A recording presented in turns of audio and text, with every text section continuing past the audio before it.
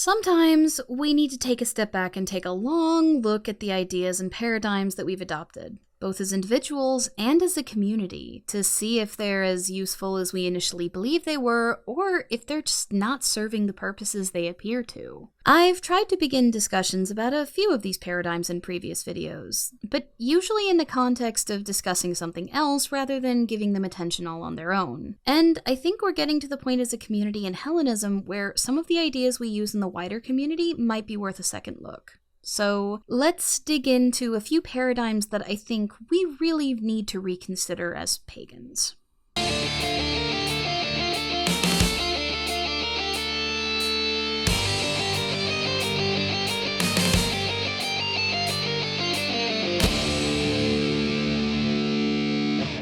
Kadate. First off, we need to lay down a few ground rules and expectations right here at the start and clarify a few things. I'm talking about these paradigms and how I've seen them handled collectively across several communities I'm either a part of or an observer of looking in. If you feel my analysis doesn't apply to you personally, I ask that you consider the position carefully anyhow as it relates to the community on the whole and experiences you might have had that you wrote off as flukes because they didn't appear to be patterns initially. Second, I'm speaking primarily to the Hellenist community, though if you're from another tradition and these ideas resonate with you, share them and start a discourse in your community. I know that we'll be having interfaith discussions in the Xenia Bridge Allyship Discord community, so I know that Hellenists aren't my only audience, but I can only speak from my perspective as a Hellenist, so that's what I'm going to be doing here. And last, as always, please watch the whole video and hear all of my arguments before jumping into the comments and talking about things like outside judgment, etc. I know the title was inflammatory, but this is YouTube, it kinda has to be, and the fear that I'm talking about is an internalized fear that many of us don't want to admit we have. With that out of the way, there are three major paradigms I've seen in varying degrees through the community that I want to address. The first is the terminology UPG, SPG, and VPG, and whether or not the paradigms built into it actually serve the purposes often claimed when arguing for their use. The second is a common trend in the community of using one's methodology as an identity tacked onto the identity of a tradition, rather than simply treating it as a tool for building the foundations of their practice. And the last one is a number of collected attitudes towards syncretism that make zero sense in terms of utility or historicity. As always, I'm not trying to tell the community what to do. I want to challenge some of these ideas and start a conversation grounded in reason and not simply built on the norms of what everyone is used to. So please listen carefully to what I'm saying before commenting or starting discussions in your own communities, because my purpose here isn't to shame you or tell you that you're wrong, it's to start a conversation so we can choose our collective shared beliefs and terminology mindfully. Got it? Alright, let's get into part 1. Part 1. UPG, SPG, VPG. I've covered some of the arguments that I'm about to make here in my video on Epiphania. Link is in the iCard if you missed it, where I took a deep dive into some of the signs the ancients used to recognize what they would view as more direct contact with their gods, and the sheer variety of what those signs might look like. If you've seen that video, you might be familiar with some of it, though it's worth to stick it through this section for a review because some of my arguments here are going to be important in later sections. For those unfamiliar, UPG, SPG, and VPG tend to have extremely variable and personal definitions, but the one quality they all share in common is that they have something to do with divine experience. They are, respectively, acronyms for unverified, shared, and verified personal gnosis. One very common definition places them all as various categories of divine experience, though the wording can make it difficult to tell if the interpretation of the divine experience is the gnosis, which, as a word in Greek, by the way, means knowledge gleaned through a spiritual experience, or if the experience itself is the gnosis, as many communities will claim. Unverified means the experience has yet to have found a parallel in the lore for the historical tradition that first came into contact with the entities involved in the experience, or in the collective experiences of the community it is shared in. Shared means other folks in that community where said experience is shared have some variation of the experience, though sometimes it can also mean that many folks in the community came to the same conclusion based on completely different experiences. And verified is probably the simplest, that in some aspect of either the interpretation or the experience can be found in surviving drawing evidence from the culture or tradition most associated with the involved entities. Vague definitions and the insistence that definitions must stay vague are one of the drawbacks of these terms. A lot of discussion around these things tends to devolve into verbal knife fights over what does and does not count as UPG, and those who say that each person should have their own personal definition for such confusing things, because the discussions that don't devolve in this way must then necessarily start with a definition, further alienating the use of the term. For example, how many people in a given community relative to its size needs to have a shared experience? How close does the experience have to be, and can a shared interpretation of a totally different experience be SPG? How many people are required before it's considered a community SPG as opposed to individual SPG between community members? How far can one stretch the lore before it no longer becomes verified? Is some lore worth more than other lore for verification purposes? Although several community leaders and communities have attempted to clarify definitions, particularly one where personal gnosis is referenced specifically the experience and not the conclusion, opinion, or interpretation derived from it, in practice, this doesn't seem to take very well, as misuse by the standard of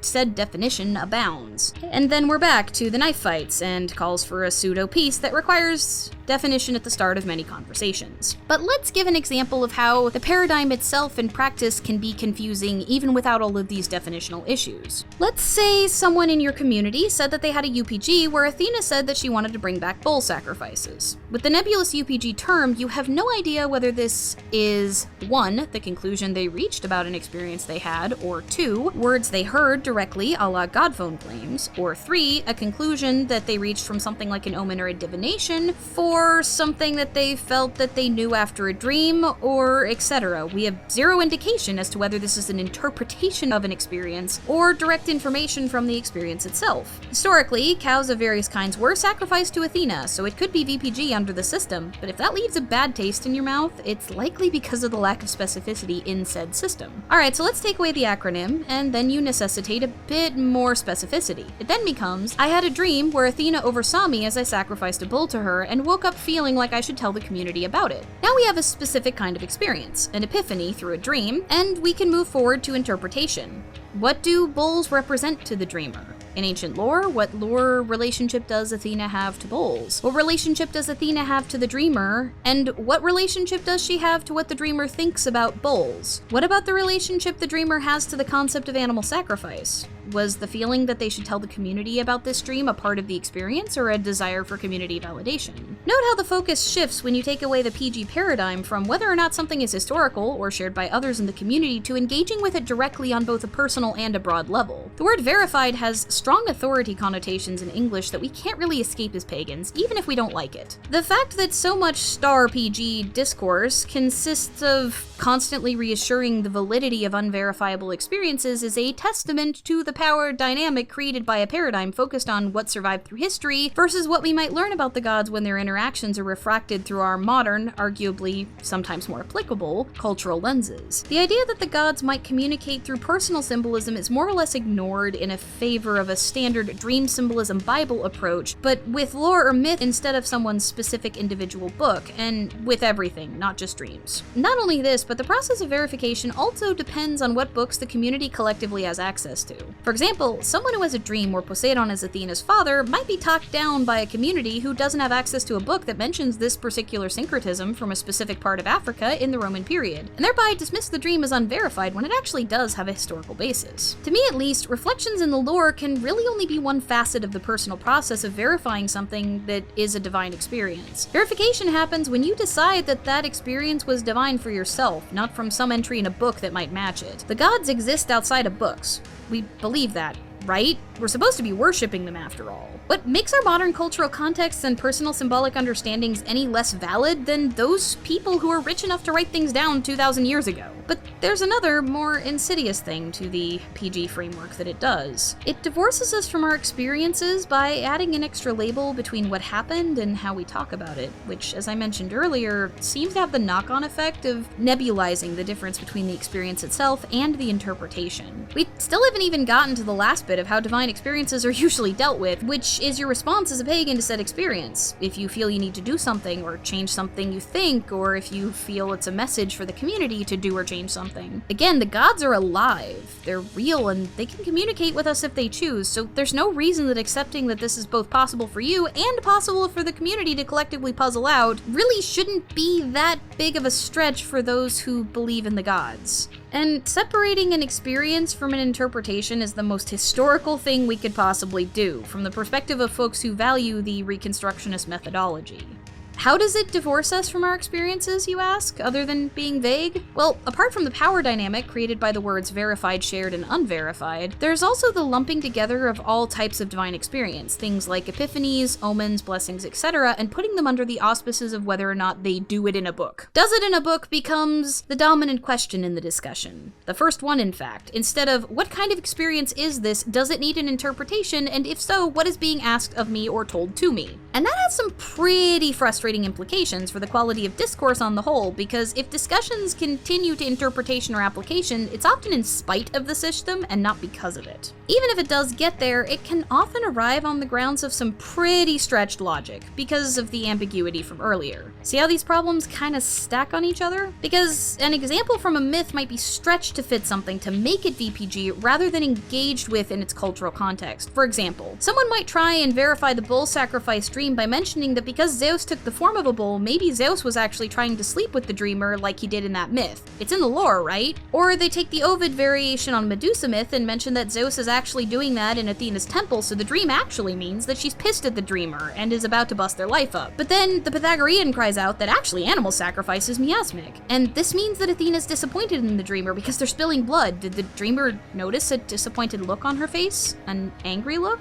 Have they made any jokes about her or bragged that they're better than her somehow? Which might be a leading question, but let's face it, dreams are hard to remember, so maybe they do, and wouldn't have if they hadn't been asked. This is also a danger of collective UPG sharing style discussion generally, though it only really becomes one when the lore becomes the primary focus of said discussion for verification and interpretation. Well, then the Neoplatonist gets involved and reminds everybody that actually it couldn't be Athena directly, it has to be a daimon of some kind, and now we need to figure out if it was a eudaimon serving Athena or a kakodaimon trying to convince the dreamer that animal sacrifice is more important than other forms of sacrifice, so they get derailed from whatever path they're on. Calm down, Neoplatonist, calm down. Some Neoplatonic writings, for those not familiar, claim that the gods are perfect beings that exist both infused through our realm, but also primarily outside of it, and that if we interact with beings we think are gods, they're actually daimons, and not all daimons are your friends. Daimonists get even more complicated when you realize that they could refer to so-called minor divinities, or earlier in Greek history, to gods who are affecting your life in some way that you didn't know the identity of.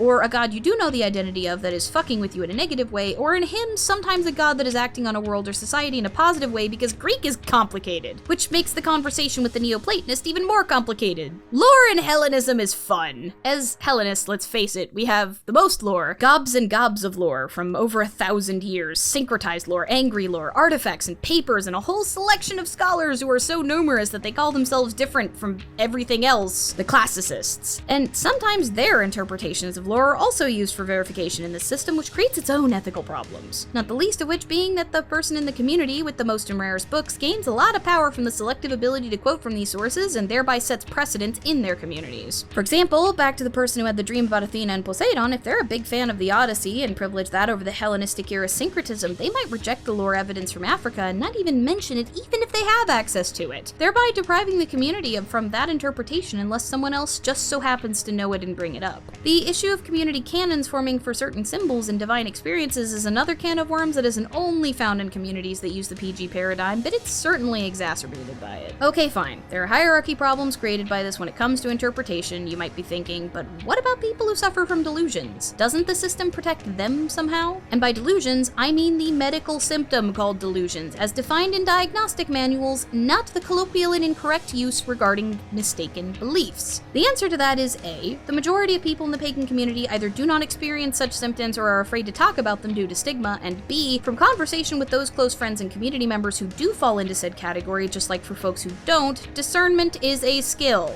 Apparently, there are qualitative differences between the experience one might have from a disorder and an experience that's divine in origin, and there's nothing to say that one's divine experience may be real, but one's interpretation is a product of the disorder. This stresses the need to separate the experience from the interpretation even more, I would think. Also, delusions make use of knowledge you have. And even the delusions themselves, from what I've heard talking to folks who deal with them, are themselves contextual and personal, meaning that the more educated someone with them gets, the more they'll match the lore they know. So that paradigm isn't really protective on an individual level. And we've already gone over a number of examples earlier as to why it's not really protective of the community as a whole. In fact, I think we need to ask ourselves, what the heck are we supposed to be protecting ourselves from exactly? Being misled? Do we think our gods are incapable of sorting out what's real in our experiences with them collectively from what isn't? Is it worth shaming and stigmatizing those who have conditions they didn't choose to have, who do their best to manage their symptoms with the resources available to them? Whether or not any members of the community adopt someone else's experience and actionable belief or interpretation as their own really is an individual choice, and putting things into subcategories based on something as arbitrary as what lore the community currently has access to and is willing to collectively share creates a hierarchy without creating the actual buffer that appears to be intended. It also creates a problem where people whose beliefs, not necessarily even their practices, but whose beliefs are deemed too aberrant gets ostracized, even if their behavior isn't harmful in any way. Which brings us to another common argument for the methodology, that it makes us look more empirical or acceptable to outside observers. I'm gonna be blunt, it actually doesn't. For most people, basing our belief in our own experiences on our lore looks as arbitrary as Christians basing their entire worldview on what their pastors tell them that their Bible says. Anti-theists typically hate us or judge us anyway. Christians typically want to convert us anyway, with a few notable exceptions, and the rest of the world, well, worshipping our gods to them is just weird. It'll become more normalized as we're more visible, but the fact remains that we're gonna get judged whether we create what appear to be empirical frameworks or not. Besides, in our own communities, is it really worth potentially hamstringing our attitudes and discussion, the growth of our movements, for the sake of appearances to people that are still likely impossible to please? It also makes it look like we're trying to turn our divine experiences into something consistently observable and measurable, when they're not. Any one person might not put the level of weight on the system that I'm concerned about, but I've seen enough people that do across communities, especially when they're starting out, that I've seen it do damage. It creates an illusion of security where, frankly, none really exists. What would happen if the person who dreamed about Athena and the bull were actually terrified of bulls and sacrificing the bull was conquering the fear? That personal interpretation defies any lore explanation, but it does apply to them. As much as we hate to admit it, our communities and their paradigms affect how we see things. The ranking system of UPG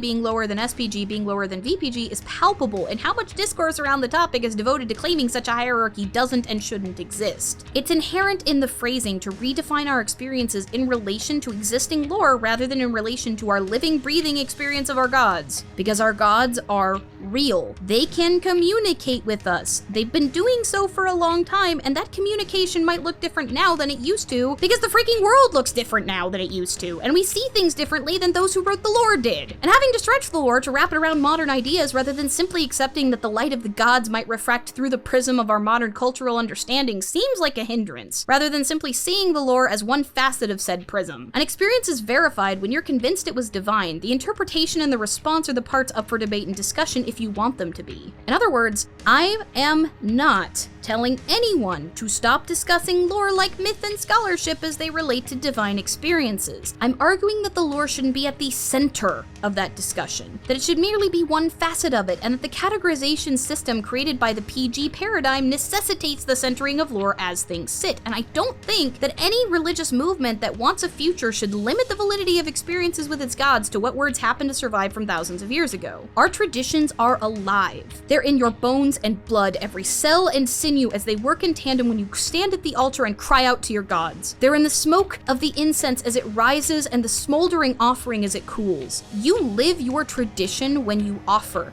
You understand charis when the feeling of acceptance and joy washes over you after offering. These things don't live in words. They come alive when you practice and live your tradition. And those experiences and others that come about as a result of them are just as valid and real in you as they were to those who wrote the words the community currently uses to judge whether or not those experiences matter. These three terms, UPG, SPG, VPG, by their very nature create a hierarchy antithetical to the very personal and communal experience of being a pagan interacting with living, breathing, present gods. And the more you get into your practice, the more experienced you are, the less of a separation between the gods and the rest of your life there is. Divine experiences themselves begin to blur and defy classification because your life is a living testament to the reality of their existence and the validity of your experiences with them. This is not something that books can verify. So, how can we talk about divine experiences more effectively? I've reiterated that lore should just be a part of the discussion. The rest might look different for each discussion, but it could be a combination of collective knowledge regarding the class of divine experience being discussed. One of the first steps would be to look at the experience on the whole and see what kind of experience it is.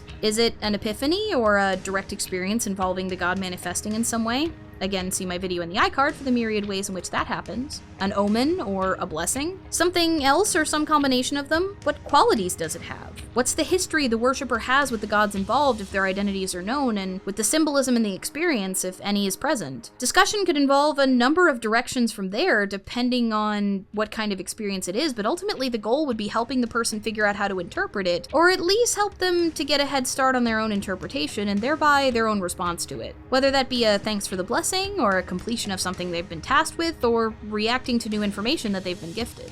If they're concerned about the validity of the experience itself, in ancient times, these things would be verified as divine before the interpretation would be brought to the community for discussion, and that would be done through divination. Which makes more sense if you think the gods are real and understand that through history, our viewpoints of them as humans have evolved and changed. Speaking of things evolving and changing, there's another paradigm that we widely hold that I think makes that a bit difficult.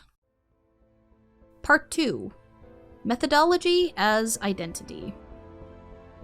Alright, I'm going to start this off by saying that most folks know that I prioritize reconstruction as a methodology for building the foundations of my praxis, and that I tend to be very particular in voicing if something that I talk about on my channel is just my opinion or derives from my experiences rather than coming from a historical source. I did an entire video on the various methodologies that folks favor and the tendencies of the folks who favor them a while back, but since then, I've grown a lot in my practice and built a community in the bridge, and I've noticed a few things about how people tend to think about these methodologies. You might be wondering what the hellas I mean by methodology as identity. We in the Hellenist community tend to define ourselves by the primary methodology we are applying to build our traditions. Someone might call themselves a reconstructionist, a revivalist, or an eclectic, in addition to calling themselves a Hellenist, and a lot of problems can arrive from this down the road, not the least of which is the current eclectic recon wars that keep happening in the present. You might note that I won't talk too much about those who identify as revivalists here, and that was intentional. For one thing, the term's a bit more nebulous and personal, as reconstructionism and eclecticism typically are methodologies that have agreed upon definitions, but hardliners in both camps tend to find revivalism to be too far in the other camp to their taste. For another, technically all those who identify as either reconstructionists or eclectics would qualify as revivalists, as they are reviving the worship of gods no longer thought to be honored when their respective culture evolved and changed. Not to mention that focus groups like the YSE love to claim that they're reviving a continuous practice in the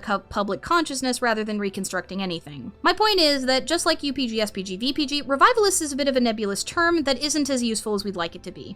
Anyhow, how much weight someone gives to the methodology they lean on most heavily is variable by the individual, just as for the PG system covered in Part 1. However, even folks who ostensibly will talk about how their identity as a reconstructionist or an eclectic doesn't affect their worldview that much, have had really emotional reactions to their own experiences when they don't appear to line up with their chosen methodological identity. It creates an entire block where they can't digest their experiences in the light of that identity, and the cognitive dissonance creates an overload. It's especially a problem for people who identify as recons for many of the same issues that we talked about in Part 1. The idea that what's preserved in the lore is the extent of what's possible to experience as a Hellenist. As you grow in your tradition and gain experience, your focus has a tendency to shift from what's preserved on paper and building the practice that will carry you through the rest of your life to, practicing, and to the experiences that come as a result of that practice. Sometimes those experiences don't line up with what's on paper, or in the case of those who identify as eclectics, sometimes they do. When you internalize your methodology as your identity, it can make it that much more difficult to deal with this shift in focus, because now what's on your mind looks a lot different than it did when that identity formed. The practice itself still looks traditional, it's built on those values, but your focus is shifted to look a lot more like what we've been told the so-called other side values. Many of those who identify as eclectics start to find that their practices look more and more traditional over time because the experiences they've had with the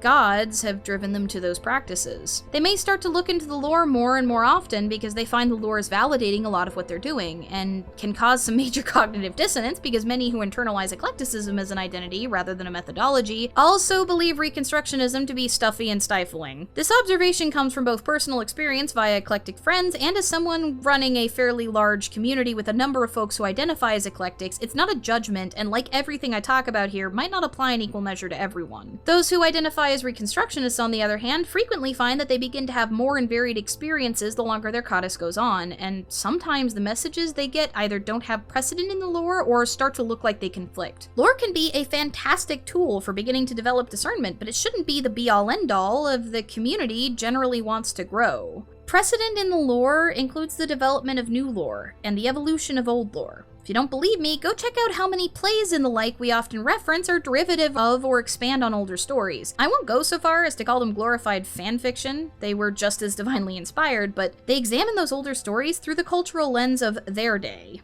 Modern pagan artists and mythmakers, new poets or Ioidoi or Ioidae, will be driven by the Muses and Athena to create new sacred art. And if the focus continues to be on what is preserved by those who identify as reconstructionists, or if new practices and signs are rejected by those identifying as eclectics as true traditional, then everyone in the community is going to miss out on the benefits of these new myths and new art, given to the community just as the gods did so long ago. It's difficult for a lot of us to reconcile the reality of living, functional, interactive, present gods. Many of us were taught from a young age that the ways the gods interact with us are actually mental illness, and sometimes what appears to be a divine experience might be. But as much as we might search for meaning in what was, there's also the possibility and necessity of new meaning created from what's is. There's no reason to think that the gods stopped interacting with us or will just leave what already exists and cease inspiring anything new. There's no reason to believe that new meaning can only be unlocked through exegesis of older texts, though those things that have survived are just as divinely inspired as they were at the creation and can yield new truths to new eyes. I know this probably sounds crazy to a lot of you, but like I said in part 1, our traditions feel crazy when you engage in them. Because we've been taught from birth that the world cannot and should not work this way. Methodology as identity tends toward the shame shift and focus away from the gods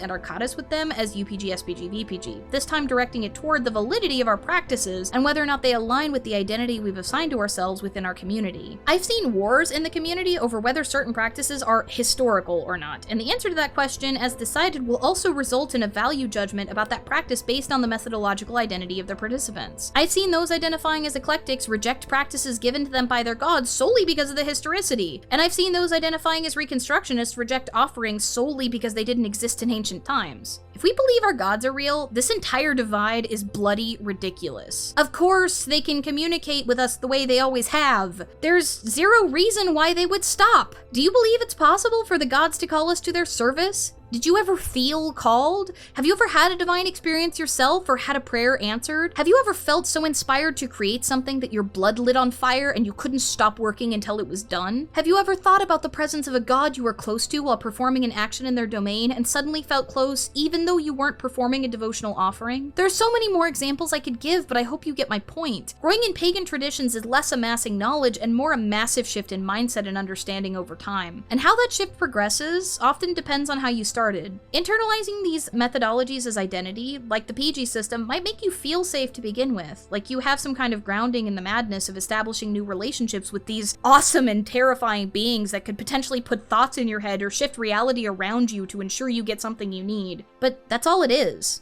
A feeling. And when you hit the point of your growth where the focus shifts, as all of us inevitably do, that identity becomes a hindrance that halts growth, even in Hellenism, even for reconstructionists who have all the lore and scholarship in the world to peruse.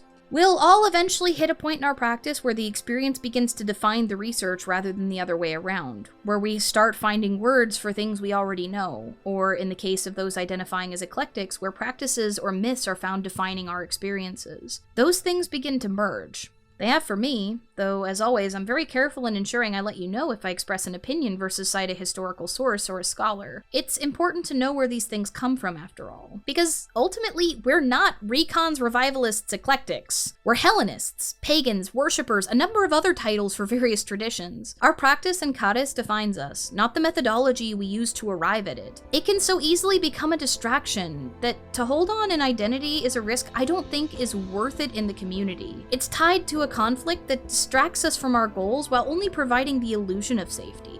Older pagans, imagine if you have kids and they grow up in your tradition and choose to keep it. Would they call themselves recons or eclectics? Would that label even make sense for them? So why would it make sense for you? Because you picked it up in the community? Why would it be important there either? Of course not. It would be as natural to them as Christianity is for so many who grow up in it. It's just a part of their life. Growth is a good thing, and if we want elders in our communities who can help teach people just starting out, we need to acknowledge these truths before some of these concepts become toxic to the future of our movements. There's a reason why so many pagans drop off before the 5-year mark. And I think in addition to outside bullshit like cultural Christianity, anti-theism, isolation, etc., this is a big part of it. I've seen people switch traditions when their growth hit a point where they didn't know how to continue in their current paradigms, so they could restart with a new tradition all over again and feel the rush of safety guardrails of some kinds. Kudos to them if they're happy, but I don't think that should be necessary if what you're seeking is continued growth and connection to the gods who initially called you. Speaking of which, Part 3. Pantheon Puritanism.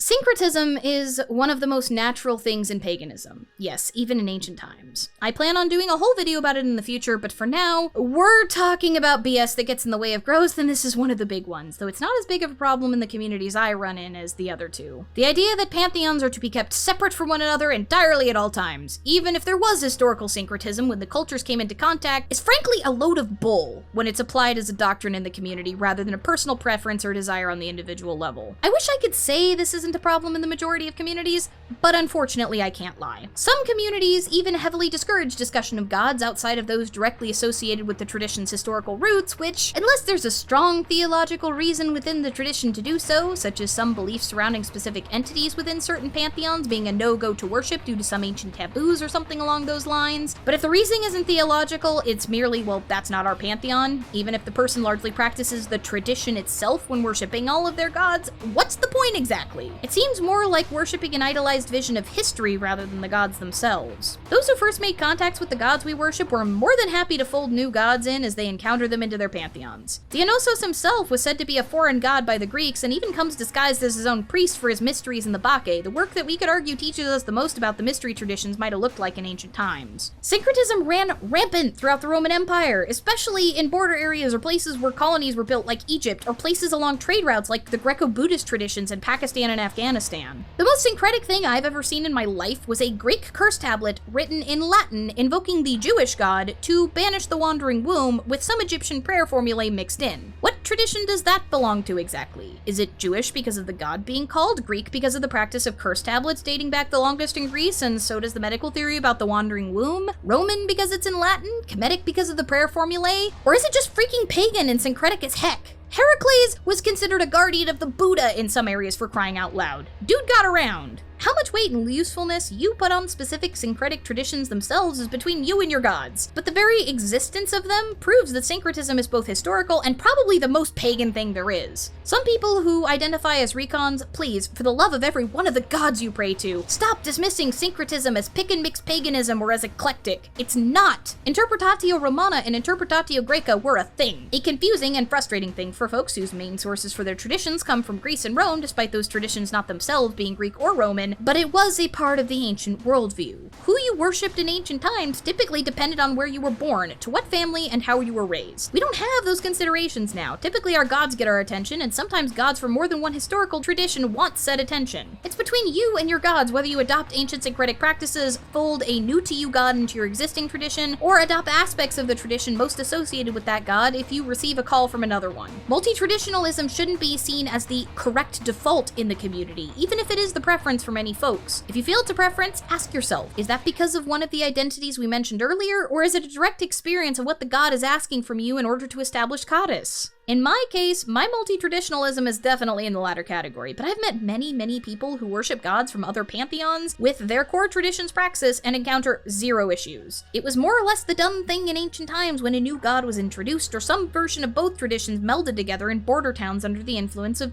two different cultures. I'm gonna give y'all a hot take that might make a lot of people angry. If someone uses the Roman ritual format exclusively but only worships gods from, say, the traditional Norse pantheon as we know it today, that person is still a cultist, not a heathen. Because it's our praxis that defines traditions, not the gods we worship. So, would the heathen gods want that kind of goddess with the cultist practitioner? No idea, but that's between them and their gods. But it's the praxis itself that defines the tradition, not the main god they worship. That said, I think there's a relationship between the development of traditions and the desire of gods for whom these traditions evolved, so there's that too.